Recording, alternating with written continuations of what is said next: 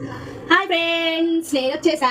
అందరికైతే happy new year. ప్రతి ఒక్కరికైతే మీ celebration అందరూ చేసుకున్నారు. కొత్త సంవత్సరం మీకు అడుగు పెట్టినందుకు అందరికీ హ్యాపీ న్యూ ఇయర్. అందరికీ మంచి జరగాలని నేను మనస్ఫూర్తిగా కోరుకుంటున్నా. ఈ రోజు అయితే నేను ఏం వంట చేస్తున్నా చూపిస్తా చూడండి. ఈ రోజు మా ఇంట్లో అయితే కొబ్బరి అన్నం మేము అనుకుంటున్నాం అనమాట. కొబ్బరి అన్నానికి అయితే మేము 2 kgs రైస్ తీసుకున్నాను. నేను దీనికి 2 డబ్బాలు సరిపోయాయి. 2 kgs రైస్.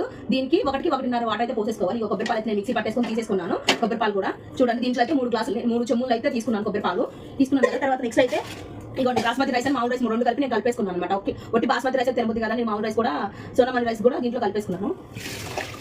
ఇప్పుడు ఆ పాలలో ఈ బియ్యం అయితే వేసేసుకుంటున్నాను నేను. కొంతమంది కొబ్బరి అన్నం అంటే తాలింపు వేసుకుంటారు, ప్లస్ కలిపెట్టుకుంటారు. నాకు ఎక్కువ కలిపెట్టుకుంటానే ఇష్టం అనమాట. కలిపెట్టుకుంటేనే ఆ ఫ్లేవర్ బాగుంటుంది అనమాట. నేనైతే కొంచెం కలిపెట్టేసుకుంటున్నాను అనమాట. ఈ ప్రాసెస్ అంతా చూపిస్తే చూడండి. కరివేపాకు పుదీనా మొత్తం అయితే వేసేసుకుంటున్నాను నేను అన్నంలో.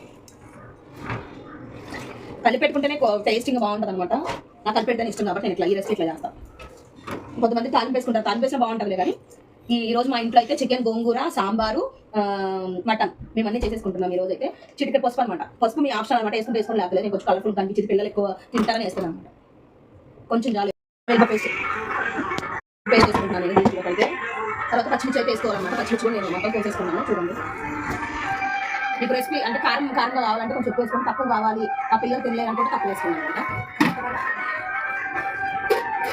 దీన్ని మొత్తం తిప్పేసుకున్నాను. తిప్పేసుకొని ఆన్ చేయకపోతే కొంచెం అంత మీరు ఆయిల్ చేసుకుంటే సరిపోద్ది అనమాట. ఈ అన్నంలో తగినంత అయితే ఉప్పు వేసుకుంటాను నేను. మీకు తగినంత వేసుకోండి. మనం కూరలో వేస్తాం కాబట్టి తగినంత వేసుకోండి. మనకు ఎక్కువ ఇదిగోండి కొబ్బరి అన్నం అయితే ఇట్లా ఉడికింది అనమాట. ఇది ఒకసారి తిప్పుకొని అయితే మూత పెట్టేసుకుందాం. అది ఆవిరి కుడికిపోద్ది. ఎమ్మి కనిపిస్తుంది నాకైతే మాత్రం. అయితే అన్ని ఇంగ్రీడియంట్స్ వేసారు దీంట్లో.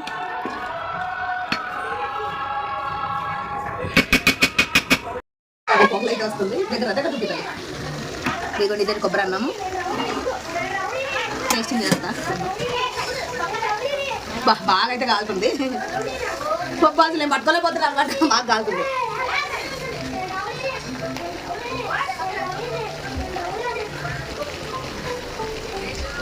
కొబ్బరి అన్నం బియ్యానికి కూడా సాటి రాదు. కొబ్బరి అన్నం నిజంగా అంత టేస్టింగ్ ఉంటుంది అనమాట. కొబ్బరి అన్నం